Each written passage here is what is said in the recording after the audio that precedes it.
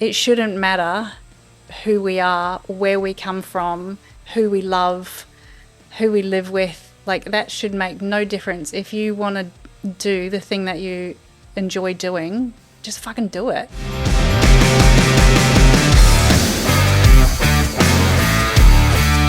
G'day guys, welcome back to another cracking episode of Level Up, Australia's #1 construction podcast, and voted in 2024 in the top 25% of our category worldwide. So we are absolutely pumped about that. We've got a cracking podcast coming to you today. We have Claire from Axiom.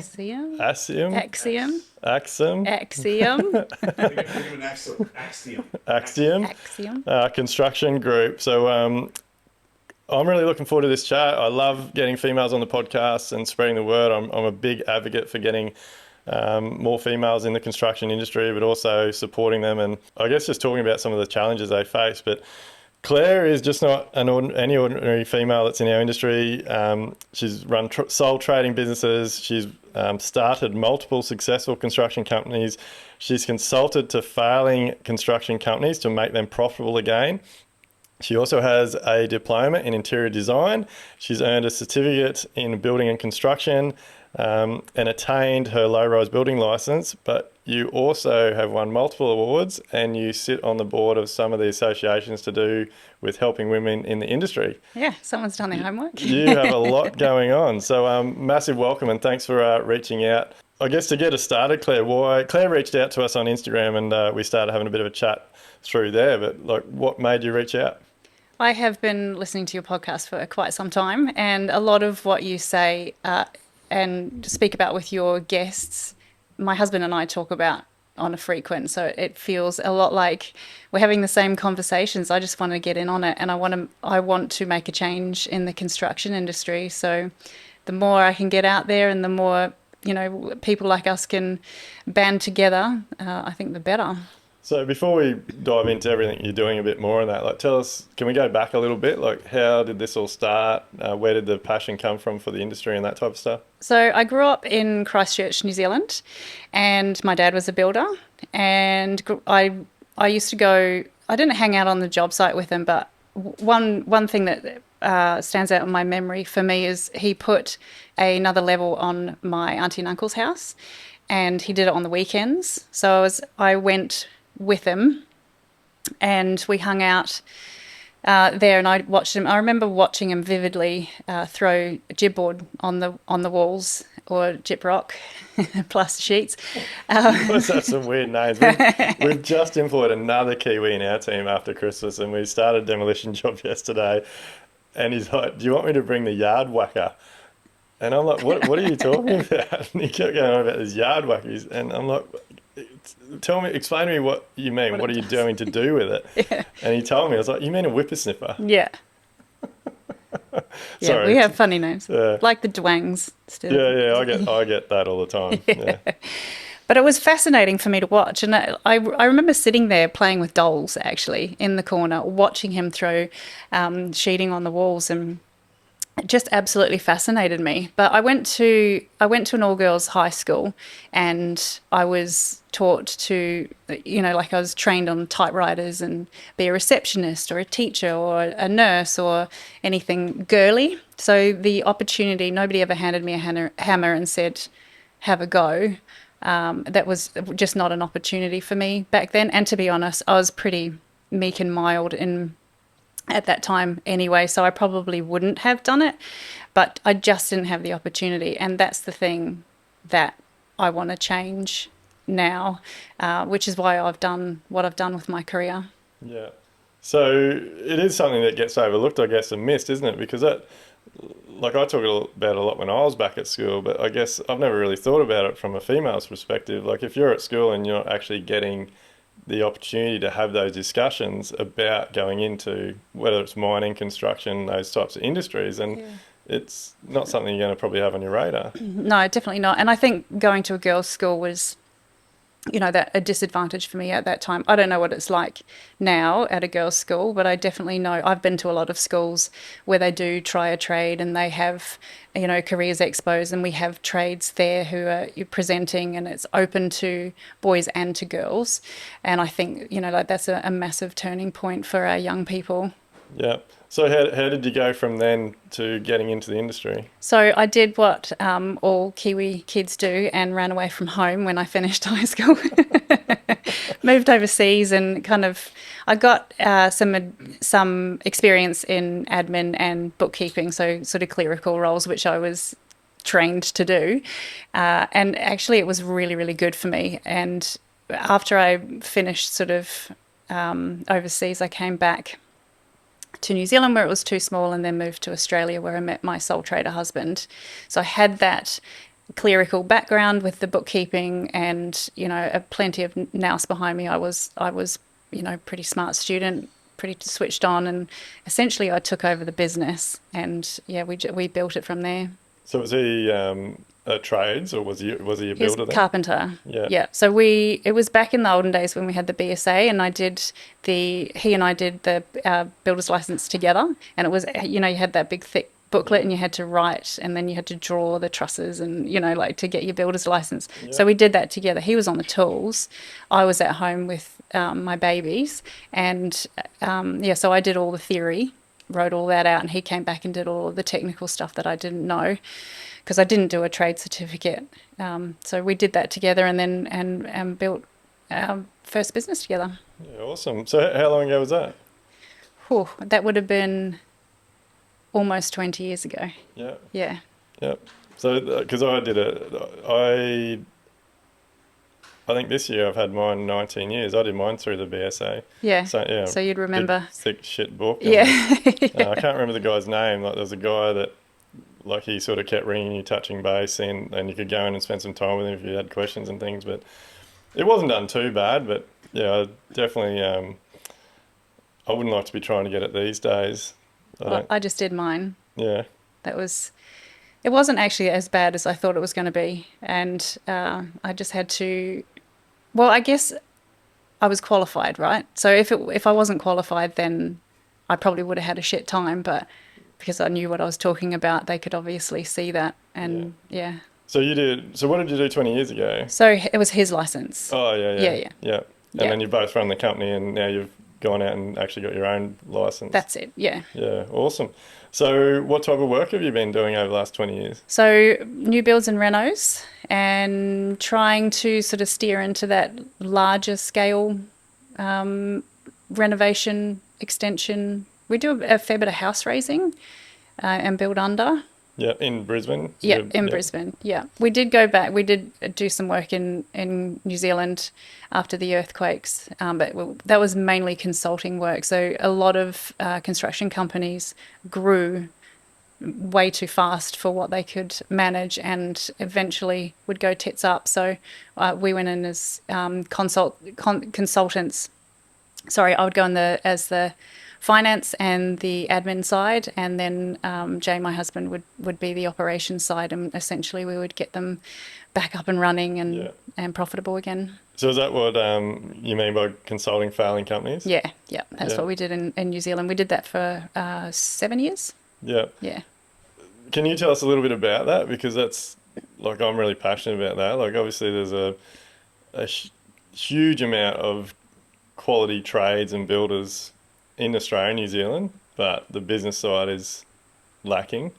So what sort of stuff did you see? Like, I'm imagining it was pretty similar across all businesses. Yeah, just I guess, for lack of a better term, hemorrhaging money. So just spending money on things that weren't necessary, overpaying for materials, keeping staff who weren't effective. So they were the main things that we went in and looked at immediately, and then just knowing the figures, knowing your tax, knowing and paying shit on time, right? Yeah, but so many builders just don't. They have no idea what it's costing them to open the doors every morning. Yep. Is that like a problem that you saw? Yeah, definitely. Yeah, most business owners were good chippies, but didn't know how to run a business, and I think that's the same for for most, which is actually one of the things that cheeses me off about our pathway is you go into your apprenticeship, you do your 4 years, you come out the other end thinking you're shit hot. You can go out and run your own, you run your own thing, and then you go into business, or you do your time and then you go out on your own. Why do we have to do that? Why do we have to have that trajectory? Why can't we do our apprenticeship, stay with that company and be a really good carpenter, and then go into leading hand positions and project management positions? I don't know why our culture in our culture as a builders and carpenters, we have to go out on our own. It I annoys me a feel little bit. we actually talked about this on last week's podcast as well. Oh, Like, yeah. it seems to be a hot topic, but I don't know if it's the way I was brought up, or I sort of lean more towards, I think it's a old fashioned type thing. Like, I finished my time, and yes, I wanted more money, but I knew I had to work my way up. Yeah. So like, I finished my time, I started contracting to a builder, and then I had to work my way up the ranks. And like, you didn't move to the next rank until you had proven yourself. Mm-hmm. Whereas I feel these days it's just like, yep, I've done my time, I've got my piece of paper, I'm prepared, I can go and run my own business, I'm going Yeah. to make a shitload of money. Yeah. And I think all that's doing is adding to all the issues we have in our industry with defective work and businesses going broke because they're not taking the time to learn. No. I even heard a story, well, it wasn't a story, I had a conversation with another builder I know only a couple of weeks ago, about a past employee of ours. We put through his time, was an incredible young carpenter, was very skilled. Yeah, I really wanted to, like, we had conversations, I wanted to work him up through my business, but he's very ambitious, he had a lot of drive. We sort of come to an agreement, I was going to help him out, set company structures up and work him up through the ranks and things, and sort of 3 weeks later he's like, oh no, I'm out of here, mate, I'm going to do my own work. Yeah. And like 18 months later, like now, he's hitting building companies up for 140, 150, $200,000 a year because he thinks he deserves to be that as a supervisor with 18 months experience out of his time. I think we've just got too greedy. And, like I was talking about this actually after we listened to one of your podcasts. When we started out 20 odd years ago, and even when my dad started out, would have been 40, 50 years ago, it was you went into carpentry or a trade because you wanted that security of work. If you had your trade, you had work forever, regardless of whether you're employed or you're out on your own. Now, people are going into these trades, and as carpentries are especially, to become rich and make money and all of this, and then they think they're going to do it by going out on their own. I can tell you here and now, it doesn't work like that. Yeah. Well, it does, if you got a switched on head and you get into it, but you need the experience, and you need to know how to run a business. That is a whole nother beast. Yes, you might be a gun chippy, but if you don't know how to run a business, you're fucked. Yeah. And look, like I said, I don't know if it's just the way I was brought up or that's just how we are, a bit more old fashioned, I guess, 20 years ago. But the guest we had on the podcast last week, like, he really, I think, had a good point, is like, you have to prove yourself. Like, I feel these days, I guess it's the influence of social media, and I was actually having a conversation with one of our contractors this morning about everyone's trying to live, like, everyone is living so far outside their means. Like, they all see all this shit on social media. Yeah. And like, everyone puts shit on social media that they're out for dinner all the time, they're out shopping, they've got the flash car, they're out on the boat. Like, they don't show you that they're living in a shitbox or they can't pay their bills, and so like it's this real false sense of what reality is. Yeah. And so the conversation we're having this morning was, I feel like we've gotten to a point where people are living beyond their means and expecting a lifestyle that they actually can't afford, and they keep wanting all their employers to just keep paying them more. Yeah. Whereas that's not how it works. No. Like, you have to prove your worth. And if you sit back, bite your tongue, put in the effort and prove that you're worth that. Yeah. Like, you've probably heard me talk about on the podcast before, like, employees don't realise, like, they have to add a minimum of 2 to 3 times their value to a business for the business to be able to afford to have them. Yeah. So there's all this stuff that just gets overlooked. And like you touched on, experience is a big one. Like you can't, I don't feel in our industry, there is no way, like you can read all the books you want, you can do all the TAFE you want, you can go to all the seminars you want, but like there is a lot of stuff that you just physically can't pick up without doing the hard yards on site Yeah. and working underneath a supervisor or a contract manager or a project manager or a builder that has done the hard yards. We had this, yeah, you're exactly right. We had in New Zealand, we went through a phase where we were like, maybe we just need to like, we missed building essentially. We didn't really want to run other people's companies. We just sort of fell into that. We missed the building side of it, and we had a business coach at the time, and we were saying, oh, we want to get back into building, and we would have been, or Jay would have been 30-ish at the time, and he said to us, and I'm 28 at the time. He said to us, I probably wouldn't employ you to build my house because you're so young, and we really took that on board and got more experience and did Yeah. more stuff and did what we had to do for people to look at us and go, actually, yes, you know what you're talking about, Yeah. which we felt like we did at the time. In somebody else's eyes, that wasn't the case. Yeah. So I don't know how, these 20-year-olds, 25-year-olds are going out there getting work from people who just trust them to build a house or do an extension or whatever Yeah. it might be. I think back, like I was 27 when I got my builder's license because of the history I had in my carpentry business. Like we were building multi-million-dollar houses within 12, 18 months of getting my license. And look, those houses are still great houses today, but like I think back, there's half a dozen of them that I think back to quite regularly and think, shit, like I should have done that differently, or I could have done that a lot better. And it's purely because of what I've learnt in the last 15 years or 17 years.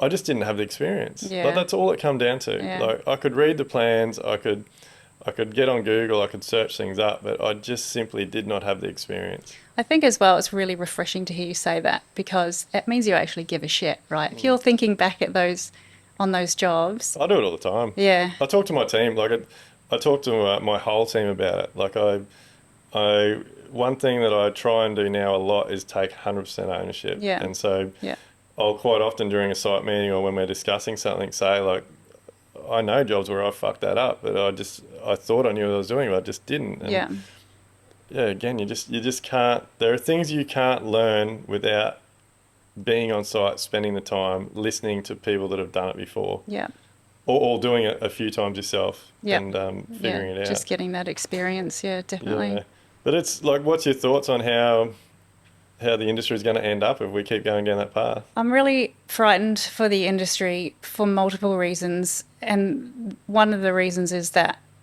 we're bringing people on who just know how to frame, they just know how to do fix out, they just know how to do roofing, and we're signing them off and sending them out into the big wide world. As a carpenter Yeah, as a carpenter. or a plasterer that's only ever done sheeting or setting or It doesn't thrill me that we're losing our craft, and that's one of our things that we focus on really heavily is training our young people and our apprentices to be able to do everything. So we do our own set outs, we pour our own concrete, tie our own steel.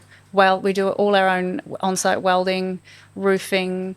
I'm pretty handy at cabinet making. We don't do a lot of tiling, but every now and again we might hang our own sheets. Like we do all of that, and we train our young people to do that as well, so that at the end, when we sign that kid off on their 4th year, we know that either we're keeping them in the business or we're sending out somebody who actually knows why you need to make a concrete slab straight, why your framing needs to be level and dead straight and plumb, and so that is something that scares me about the future of the building industry.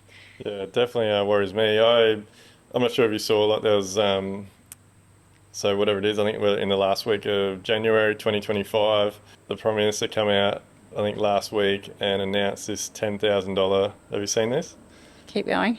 $10,000 subsidy to keep apprentices employed. So over their 4 years, they're going to get $2,500 extra a year in their pocket. I did hear this, yeah. I don't know the ins and outs of it though. I don't know the ins and outs of it, but a journalist rang me, like he'd heard it in the morning, and he rang me up and goes, "Hey, Duayne, have you heard about this? This is what's happening. What's your thoughts?" Yeah.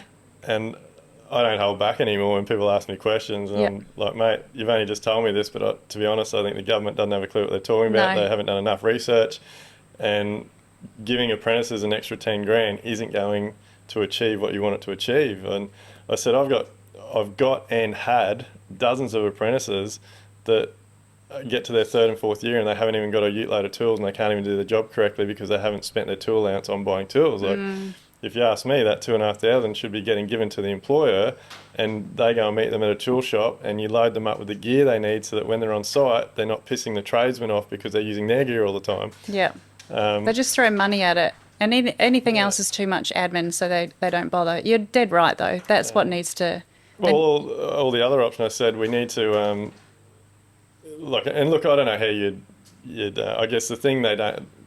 There's so many parts to it. I guess it's bigger than what we actually think. But like, you go give the extra 10 grand to an employer, and there's a good chance that a few employers will just put it straight in their pocket. But like I said, the other thing that, like, part of it should be tools, but the other thing should be using that money to book them into additional training, get them to seminars, get them to business coaches. Like 10 grand would cover 12 months for a business coach for an apprentice. Like, that would be so much more valuable than just trying to give them 10 grand just to keep them in a job. Yeah.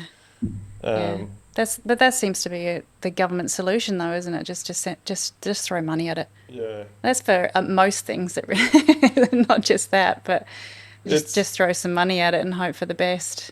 It really excites me because you're one of a lot of people at the moment. Like, I feel like every builder I talk to at the moment that runs a decent business, the key thing that we're all talking about is training our younger people better. Yeah, we have to. Yeah. It's the future of our business. It's like raising children. You don't raise kids to be assholes, so right?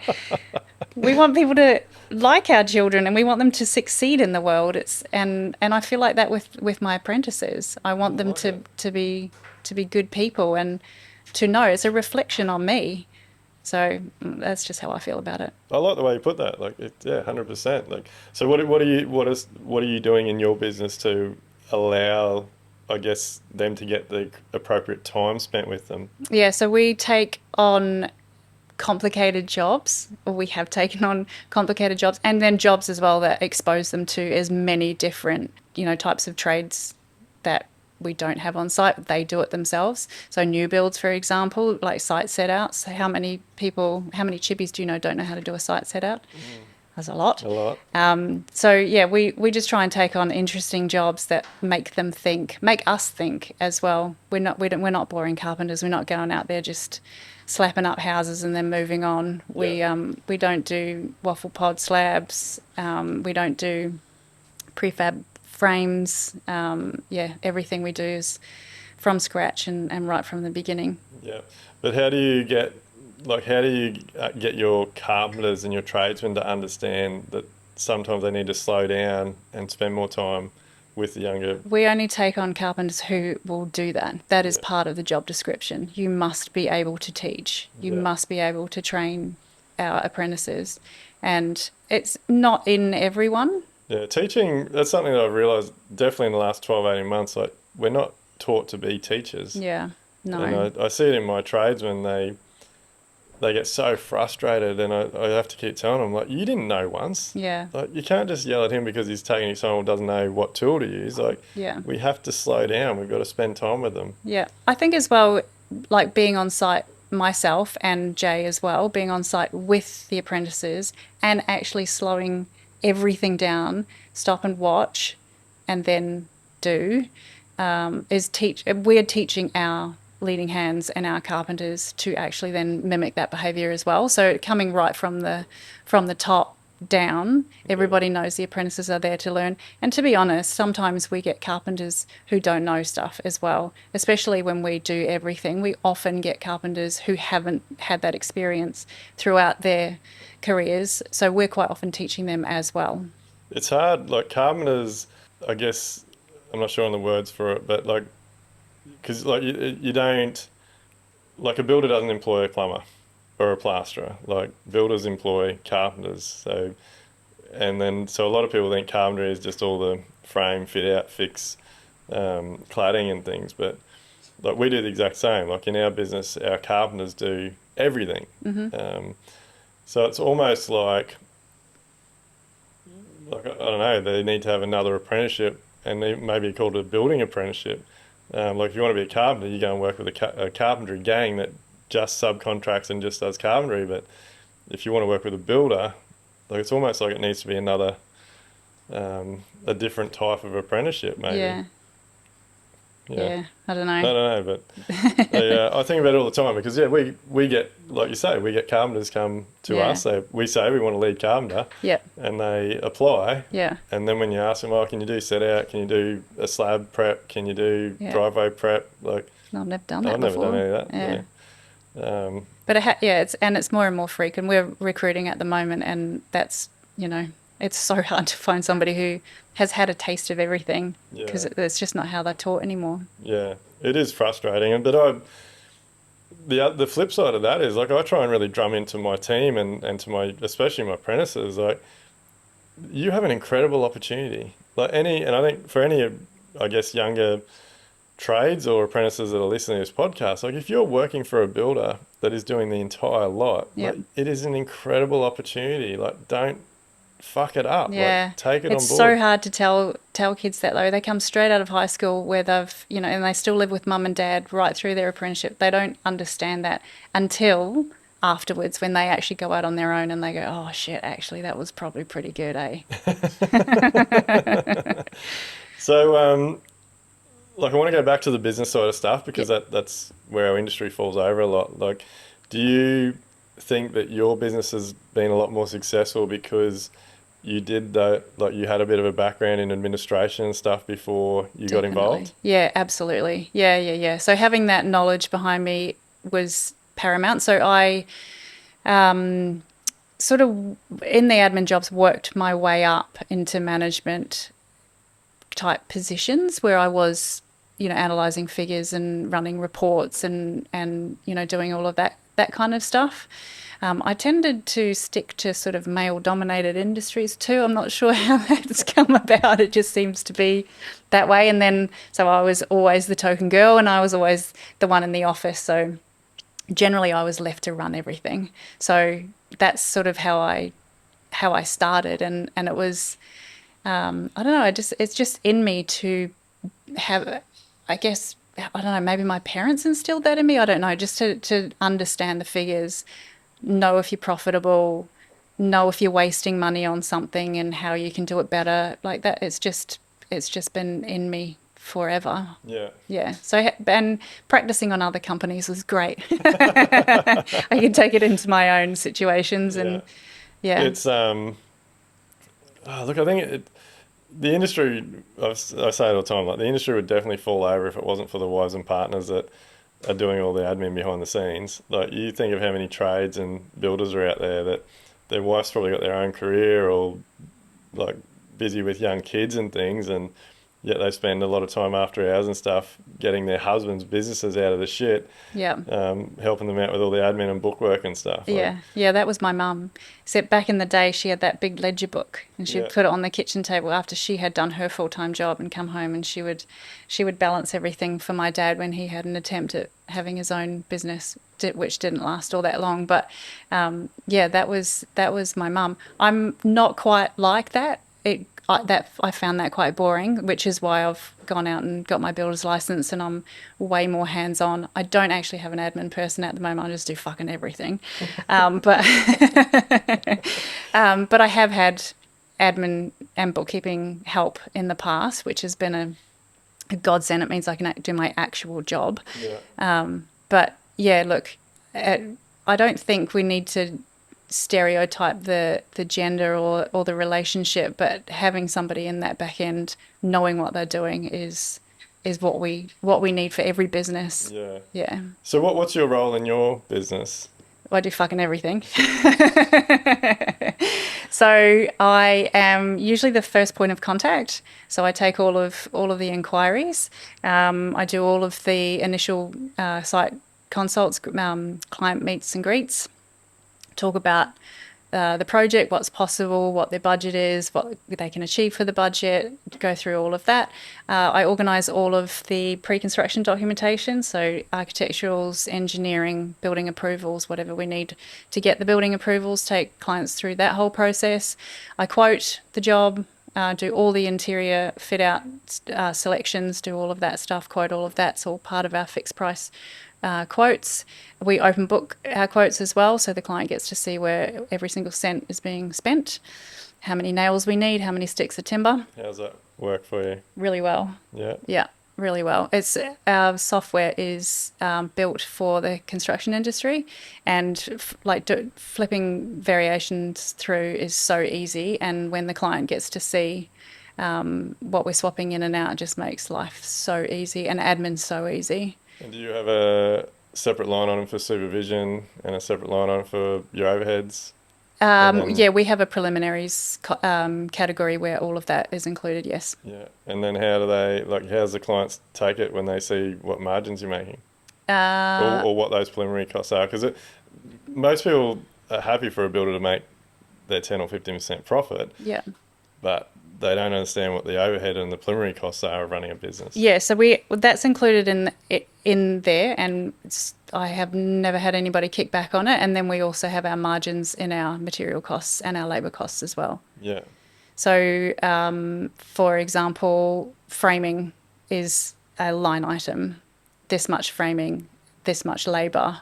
But This does many that deliveries. include the cost of the material and your margin on top of it? Yep, and the labour. Yeah. Yep. So it's not like itemized. This is how much money we're making. it's- You know, yeah.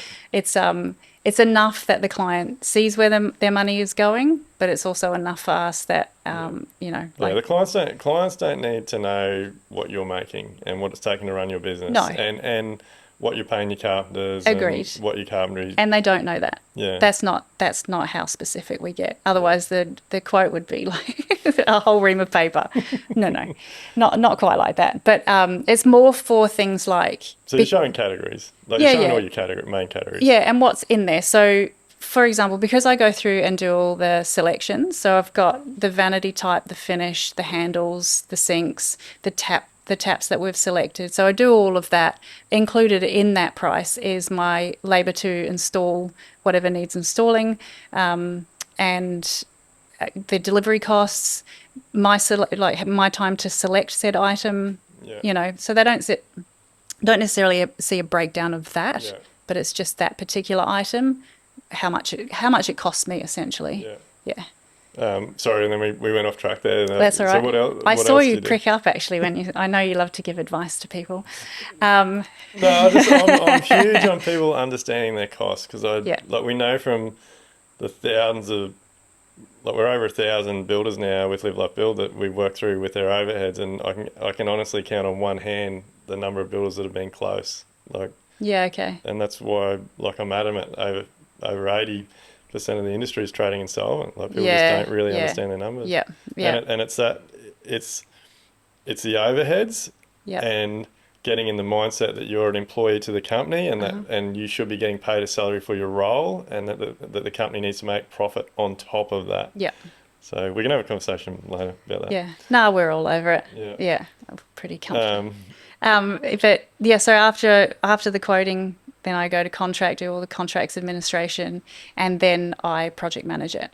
yeah. And sometimes I'm on the tools, sometimes I'm too slow and they kick me off site, which is most of the time. So how do you time manage? Like how do you? Oh, fuck, I don't know. Yeah.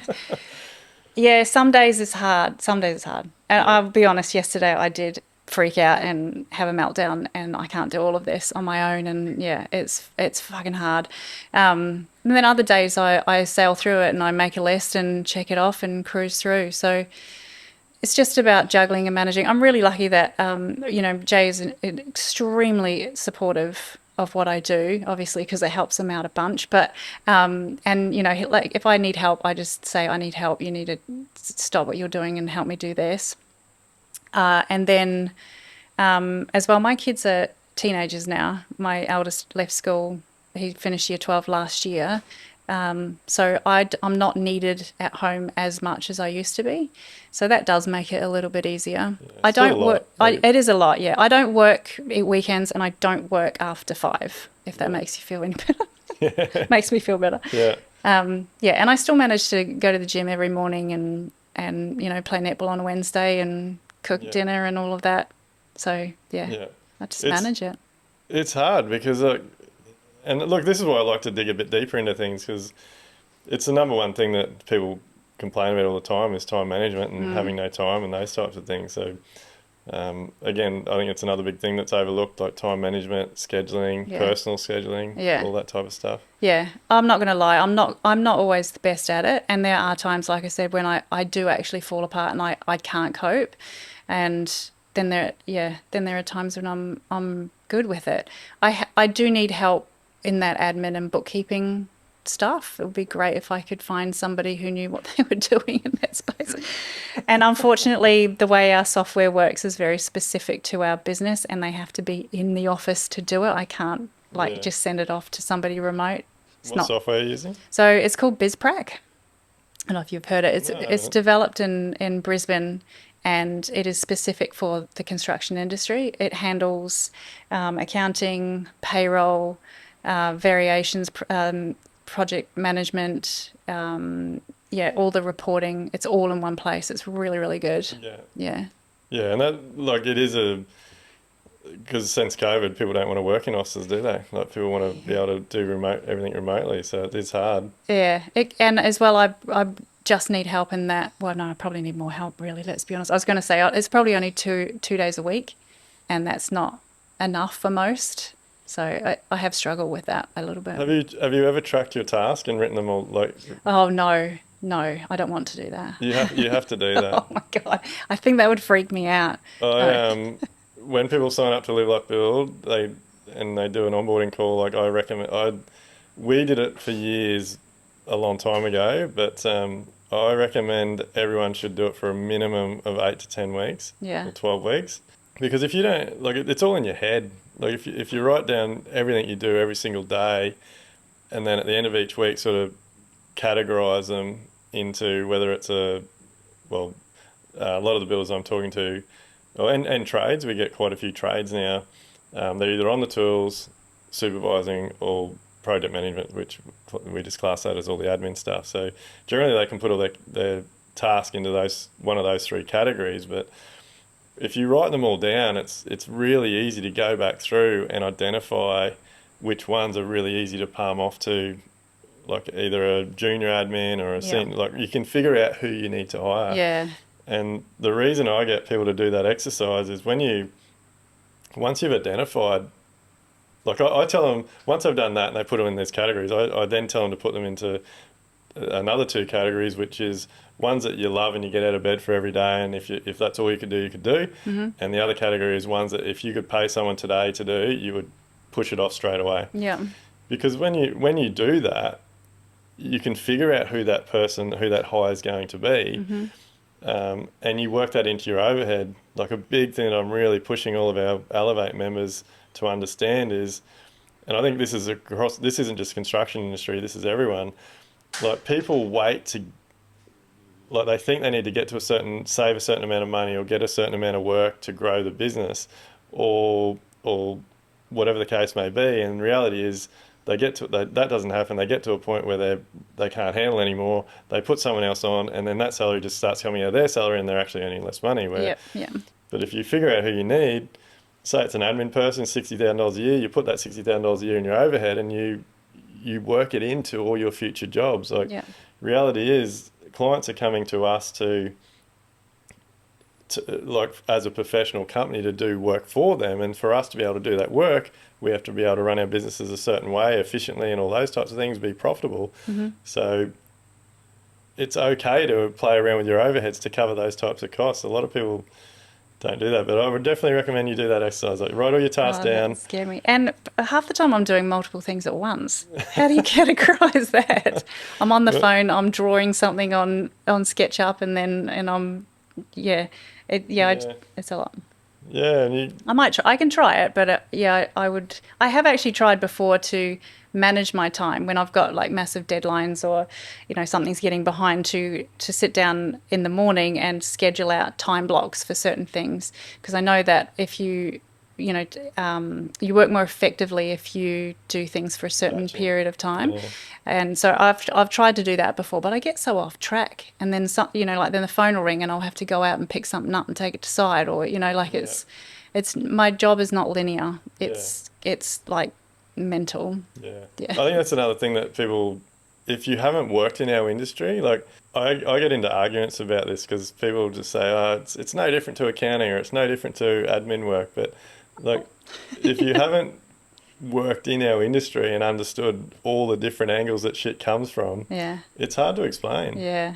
I find it hard to explain to, not that I try to, but I would find it hard to explain to my staff what I do. Because Yeah, there's some times where I don't go to site and they can't see me, and I don't know what they think. I don't really care what they think, to be honest. But like, and I go there and then I'm there for half an hour or an hour or whatever, and then I nick off again. So I don't know what they think I do, but well, the coming only reason that they're there is because of what me. you do, yeah. Yeah. Actually, this comes full circle back to what we're talking about with apprentices and things. Like those young guys that are on the site and finish their time and think, "Oh, I'm out of here. I'm going to go and do my own show." That they've only seen that. Yeah. Like a lot of Yeah. them have only seen that the Just trucks rock rock up to up. site and have the gear Yeah. delivered and Yeah. the concreters show up and Yeah. um, Yeah, or like that, like when I'm there and I'm there for half an hour, I'm actually taking 14 phone calls during that half an hour, sorting everybody's shit out. Yeah. yeah. And so it's like they just think like, and this is what I picked up with a few of the young carpenters that we've had move on and then think all of a sudden they can run jobs and they're supervisors. Yeah. Like the trades show up, like the Sparky shows up to do his rough in and Yeah. like I don't know where the they stuff's just going. think all this stuff happens and no, it's fine, I can manage this. I've told the Sparky to go and just do what he needs to do over there. But they don't realise that there's been 6 to 12 months prior to contract signing of all this All other the design work information, and yeah, planning, scheduling, selections, selections. Yeah. costings. And Yeah. then once you go to contract, scheduling the job out, doing work orders, like all this stuff. Yeah. It's yeah, it's fun. I do think it's quite funny that people on site, you either get the ones on site that are interested and understand that there's a lot goes on, or you get the ones that just think, "Fuck, I'm the important one. Yeah. It's Yeah. all me. Yeah. It's all on site. I'm doing all the work. Yeah, I'm doing all the work." Yeah. I think there's a lot of them out there. Yeah. So let's move on because I really Okay. want to get into all the stuff you're doing for women in the industry. Okay. So can you tell us a little bit about that and how you got into that space? So I started our businesses, by myself, or with my husband, obviously, but by myself. I didn't have a coach. I didn't have someone standing there telling me how to do things. I read a lot. I Googled a lot. I made lots of mistakes. And when we came back to Australia after being in New Zealand and we started Axiom, I did it again. This time I was pretty good at it because I'd done it a couple of times and I'd done it for other companies as well. And I thought, you know what? I know there's other people out there and women who are trying to start their own thing, trying to navigate this minefield, and they don't know what they're doing and they're making mistakes. If I can help them, I've got all this knowledge in my head, why can't I share it? Which is when I started getting involved with organisations like AWIC and a little bit NAWIC and Women Building Australia. I'm a mentor for them. Master Builders have been really supportive, and I've involved in a lot of initiatives that they're doing. EWIC. So yeah, that's kind of what started What's EWIC? it. I haven't heard EWIC. Emerging Women in Construction. So it's an organisation put together by Master Builders Queensland, for which I am an ambassador, and it's essentially a mentoring position, or a mentoring program, I should say, for the first 2 years of our women coming into trades. So we're losing girls in particular after the second year, or in that second year, and obviously there's an issue there. So Master Builders wants to get to the bottom of it. What's the issue? What's the hang up? How come we can't keep these kids in apprenticeships? Why do they have, like, have they got any ideas why that is? Like, I think that's why they've started this program. They know the statistics. They need to know, get to the bottom of it. yeah. Like, I imagine it's hard. Like, I've definitely put my hand up a lot in the last 12 months because there are so many things that I just have not even considered. Like, and we are starting to see a lot more women on our sites. Our trades have got women working for them. Yeah. We've had a couple of women apply for carpenter roles. It hasn't panned out, but there's just things that I've completely overlooked. I haven't even thought about. Yeah. So But that's not like, I don't think we should feel bad for that, because like we're undoing hundreds of years of something being a certain way, which is men are the builders, men are the trades. That's just how we have been. So yes, it's a turning point in our industry, but I don't think we need to beat ourselves up for not being on board with that. We need to acknowledge, be open to it, and embrace the future. that's good. I like that. Well, make sure you remember that for the seminar that the event you're coming to. Okay.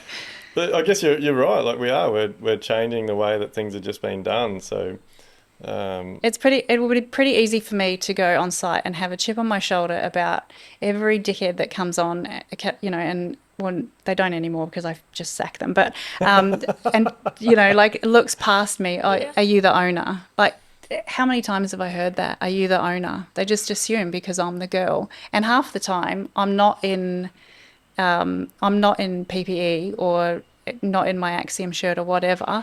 Sometimes I am dressed to go to a client meeting or go and do a selection with another client or whatever it might be. So it's an easy assumption to make. And, I don't, what's the word for it? It's just how it is. And I'm prepared to take that shit to undo it. yeah, yeah, I think it's fantastic. So, but you're an ambassador also for AWIC. I am the chairperson on the board at Yeah. AWIC. Yeah. Awesome. New appointment as of September last year. Excellent. Congratulations. Thank you. Just getting What's the handle on it. Sorry. Just getting the handle on it. So what's involved in that role?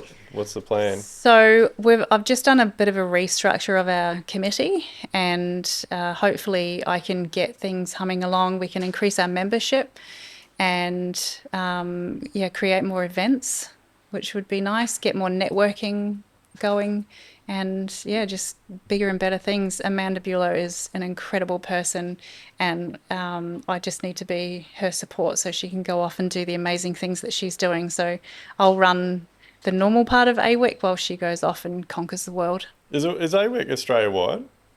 Not yet. Not yet. Watch this space. I like it.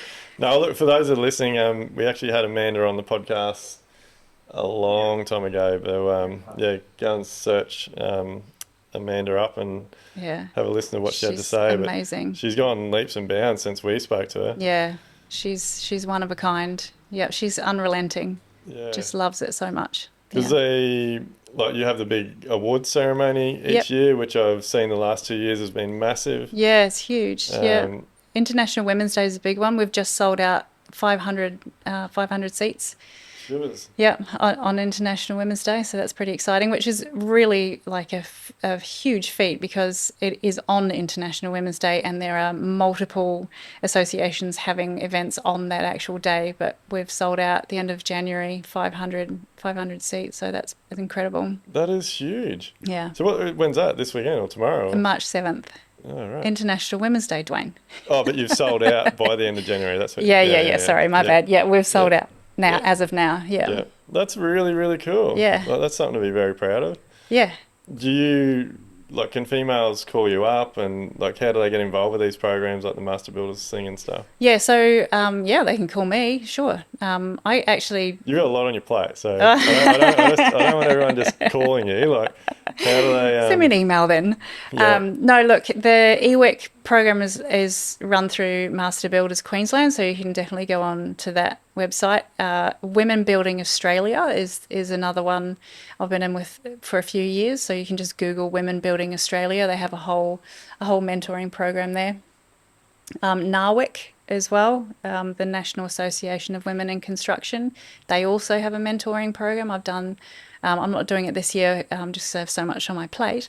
And I'm still mentoring the people who I mentored like years ago. I've kept up with the relationship, so there's quite a few of them You are now. a busy person. Oh, it's boring if you're not busy. So, like, do you know some of the struggles? Like, what are some of the key things, I guess, that females in the industry struggle with Yeah. from what you're hearing? Yeah, not knowing stuff. We feel like we need to know everything. We need to have all of the answers right now on the spot when the question's asked. That's one I struggle with. I still struggle with that if I don't know the answer, or like if you kind of stun me with some technical information I don't know, I just go, like I feel like I need to know the answer to everything.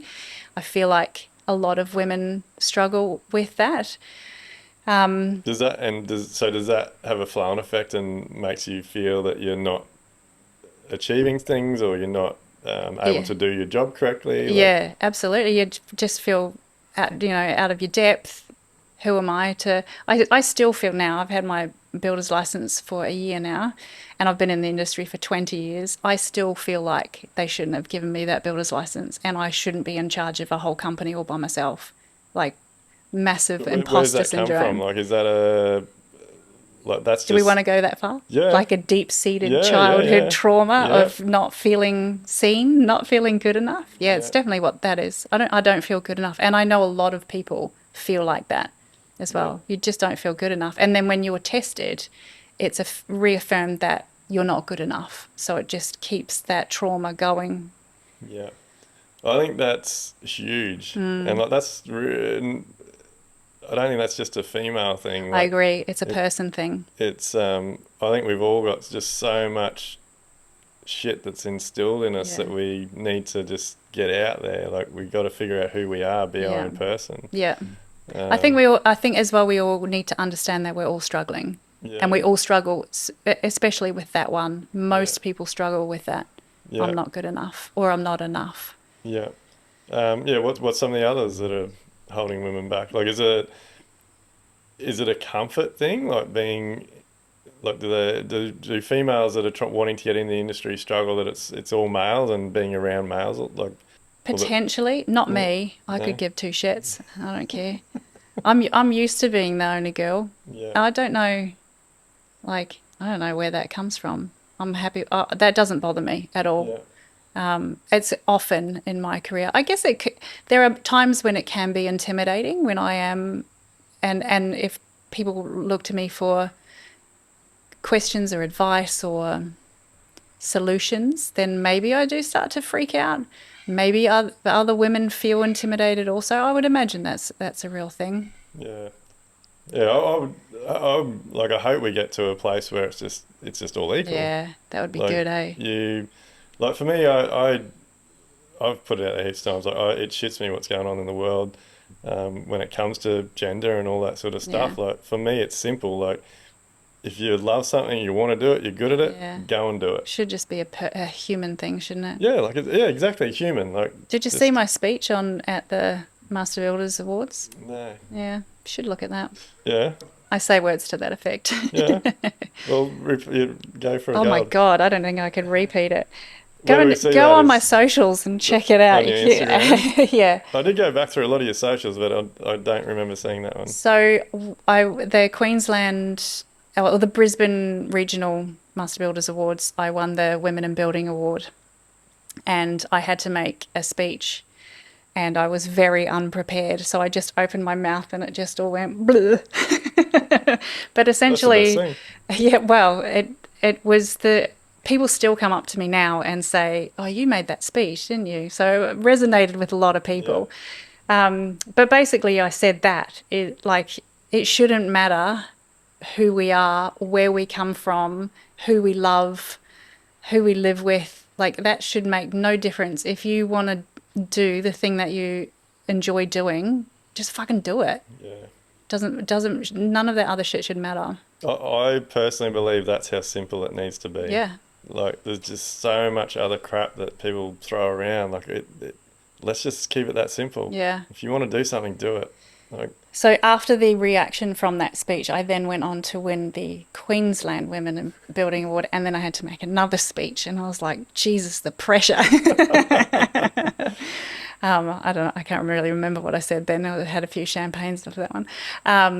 But yeah, no, definitely, definitely we need to embrace. And how boring would it be if, like, we go to our job and see the same type of person every day? Like, come on, we need that diversity, whether it's male and female, or you come from another country, or you're transgender, or whoever you are. We need that diversity to make things better. We all think differently.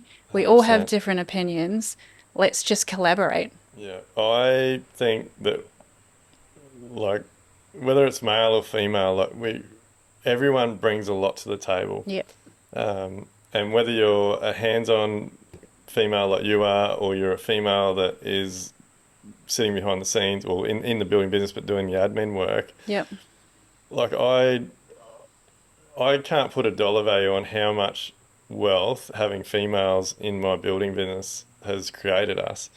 Like, it's just, I guess I'm not sure on the words for it, but, like, exactly like you said, we're all different. Yeah. Like, my wife brings very different opinions to certain situations. Like just being able to have those conversations with, like, because myself, we've got a construction manager now, we've got a supervisor, like, we're all males, and then my wife and our accounts manager are females, and then we've got a VA. Like, being able to have conversations on a regular basis, like, I think it's just part of us naturally. Like, men handle things differently to how women handle things. Yeah. And when you combine the two, you get really good outcomes. Yeah. So why do we have to fight that it's got to be one way or the other? Yeah. Like, I just, Yeah. I don't know. I'm quite often relied upon for my intuition, which I don't think, no offense, I don't think a lot of blokes have the same level of intuition I'd agree. as women Yeah. do. Yeah. Sorry, that was really gender specific, No, and but that's I agree. Like, but that's and that's what I'm relied on in our business. Like, we'll do an interview and straight away they'll leave, or a job interview, straight away they'll leave, and so what do you think? Like, it's my job to be, yeah. no, that person's going to be a pain in the ass. We're not employing that person. And that's what I think. That's what I'm trying to articulate. I don't know the words for it, but, like, we naturally have different abilities. Yeah. And there's definitely abilities that females have that men will just never be as good at, and vice versa. Vice versa. Absolutely. So why not play to our strengths and Yeah. work together? Yeah. Yeah, I just think there's a huge, huge space for females in the industry, and it really excites me seeing, like, I'd love to see more females on site, running trades and building Yeah. businesses, and Yeah. Be good, wouldn't it? yeah, It would just make things so different and equal, and I can't wait for that day. yeah, yeah. Look, I think you're doing incredible things. Like, I just think keep doing what you guys are doing, especially with Amanda in your new position in that Thanks. setup. I think that's going to be pretty exciting to see where that goes. I don't feel like I'm doing anything outstanding. I'm just doing what comes naturally. So if that's inspiring somebody, or if it's working for someone, I'm going to keep doing it anyway, because it's what I love, and it seems to be what I'm good at. So I'll just keep pegging away. Yeah. I imagine it's become a passion. Like, that's what's driving you to do everything. Yeah. Yes. Probably women in construction and training up those apprentices are definitely my two passions, for sure. And the work as well. Like, look, I'm not going to lie. I do love going into an empty block of land, envisioning it, and then being able to create it. Like, that's something else. And that really blows my hair back. But along the way, I get to do these other amazing things that are going to be good for the industry. So Yeah.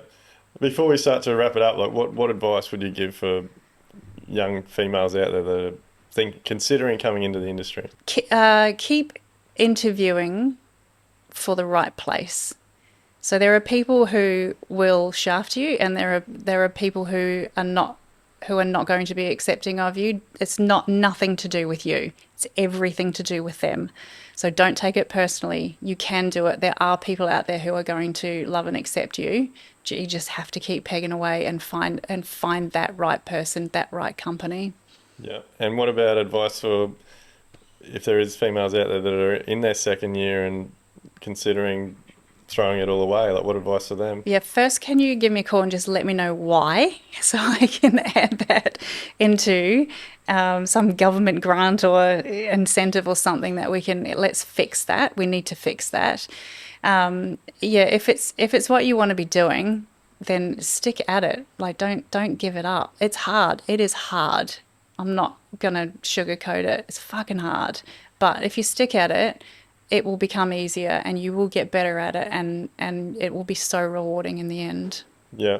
Geez, your phone's going to be running hot after... Yeah, sorry. No, please don't call me. My phone number is... No. Look, I've really appreciated you taking the time out to come and have a chat. I definitely am excited to see where you end up. I can't wait to have you at our Level Up event as part of the... board of females we're going to have there, so stay tuned for that. There'll be more information coming out soon, but really appreciate your time. I know it's been hot sitting here in the shed, but it's been a pleasure having a chat to you, so well done. Thank you for having me. All right, guys, well, look, if you've liked that conversation, please like, subscribe, all those types of things. Remember that you can go to the Level Up website or the Duayne Pearce website and purchase the Level Up merchandise. Please keep watching and listening to this podcast so we can continue to make this Australia's #1 construction industry podcast. We'll see you on the next one. Are you ready to build smarter, live better and enjoy life? Then head over to livelifebuild.com/elevate to get started.